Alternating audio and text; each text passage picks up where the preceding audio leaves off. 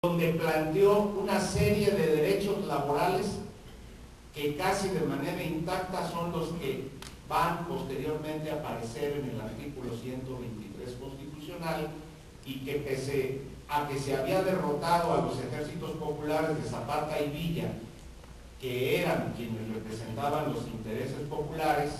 el movimiento zapatista, villista, las aspiraciones del pueblo, más de 1 millón de muertos y una serie de diputados consecuentes en el Congreso Constituyente de 1916 y 17, lograron que se establecieran una serie de derechos. Una serie de derechos que hoy se pretende con esta reforma cínicamente que la Constitución siga tal y como está y que solamente nos reforman la ley secundaria. Habráse visto mayor cinismo de estas gentes que para facilitar la adopción de la ley, dado que no es lo mismo adoptar una reforma por mayoría de los legisladores que una reforma constitucional que requiere mayoría calificada, no solamente del Congreso, sino también de la mayoría de las legislaturas del Estado, y que ha sido una bandera de los sindicalistas consecuentes y de los puristas democráticos el que se respeten las bases del constitucionalismo social. Por eso hoy nos dicen que no se va a reformar la Ley Federal del Trabajo, que no se va a reformar la Constitución y que solamente se va a adecuar la Ley Federal del Trabajo. Nada más falso, porque con ello lo que se estaría haciendo es violentar los postulados o el espíritu de la Constitución y del Constituyente de 1917. Esta reforma pasa a ser la 333 o el 333 proyecto de iniciativa que se presenta, y nos ha anunciado que probablemente el diputado Hernández Juárez, si es que consigue el apoyo de la fracción de su partido, pues presentaría un proyecto alternativo de reforma que vendría a constituir el 334 proyectos de iniciativa de reforma que se han presentado en los últimos 22 años. Con excepción de algunos de los proyectos que han presentado los perredistas, algunos diputados del PT y algunos diputados y legisladores independientes, el contenido de la mayoría de estas 334 propuestas, incluida la del compañero Hernández Juárez, tiene aspectos que son lesivos a los derechos actuales de los trabajadores, y las panistas y priistas tienen como objetivos reales elevar los beneficios de los magnates capitalistas al abrir el mercado de trabajo, al anular derechos laborales y sobre todo restringir los derechos colectivos de libertad sindical, huelga y contratación colectiva. El proyecto de iniciativa de reforma laboral panista, que está plasmado en un poco más de 130 cuartillas, propone una reforma, cambio, adición o supresión de 429 artículos de los 1010 que actualmente componen la Ley Federal del Trabajo. La ley actual, o sea, la Ley Federal del Trabajo vigente, fue promulgada en 1969, entró en vigor en 1970, contiene una serie de reformas procesales de 1980 y la ley inicial que reglamentó los derechos laborales es la de 1931, que se apoyó en el texto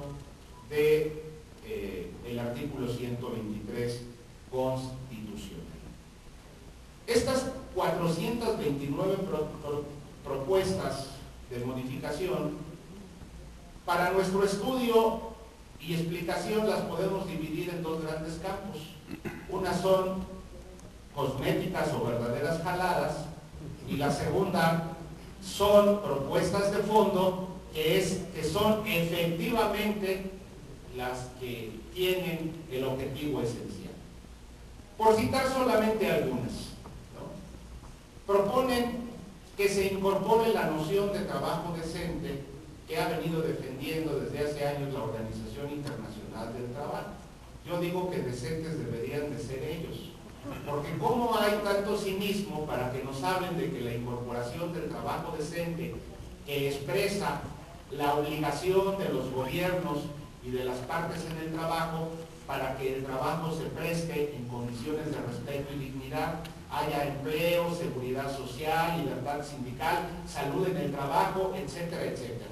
¿Cómo es posible que un gobierno que se ha caracterizado por ofender y agredir los derechos laborales constitucionales hoy nos plantea una reforma en donde la noción de trabajo decente sea así como el eje, cuando actualmente nuestra Constitución y la Ley Federal del Trabajo tiene una bella redacción que dice que el trabajo no es un artículo de comercio? Y sí, en cambio, con las nuevas modalidades de contratación que proponen artículos 25, 40, 41 del proyecto de reforma, esto es, el contrato a prueba por temporada y capacitación inicial, la legalización de la subcontratación y los outsourcing, las multihabilidades, el pago y banco por horas, la reducción de los derechos que nacen del despido, en su conjunto son una serie de propuestas que efectivamente van a convertir al trabajo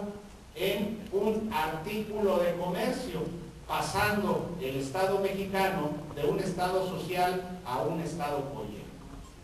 Por ello, nosotros consideramos que la parte fundamental de la reforma, o la reforma de fondo, tiene que ver con la flexibilización del mercado laboral y las condiciones de trabajo. Ahora bien, uno de los criterios más importantes que ha señalado el gobierno es el asunto del empleo. Nosotros decimos que habría que considerar que las experiencias o la experiencia mundial en este tipo de reformas que se han implantado desde la década de los 80 del siglo pasado en Europa, España, Francia, Italia y en más de 12 países de Latinoamérica, compañeros y compañeras, en todos estos países ha fracasado, y los gobiernos, años después, se han visto obligados a cambiar las condiciones laborales en virtud de las reformas flexibles que habían llevado a cabo, porque lo que han generado es mayor pobreza social, sobre todo de los trabajadores, y precarización de las condiciones de empleo. En un país en donde el mayor número de unidades económicas que dan o que generan empleo son las micro, pequeñas y medianas empresas, no la gran industria, no las grandes empresas, una reforma de esta naturaleza, con más de 39 millones de mexicanos, del total de 44 millones que componen la población económicamente activa, ocupada, que no tienen acceso a un empleo permanente, a un salario digno, a condiciones de salud, a seguridad social, sería prácticamente condenar al país y a nuestros pequeños empresarios, a la mayoría de trabajadores, empleados y empleadas, a la miseria y a la indigencia, compañeros. Es decir, que esta reforma no beneficia a los patrones en general,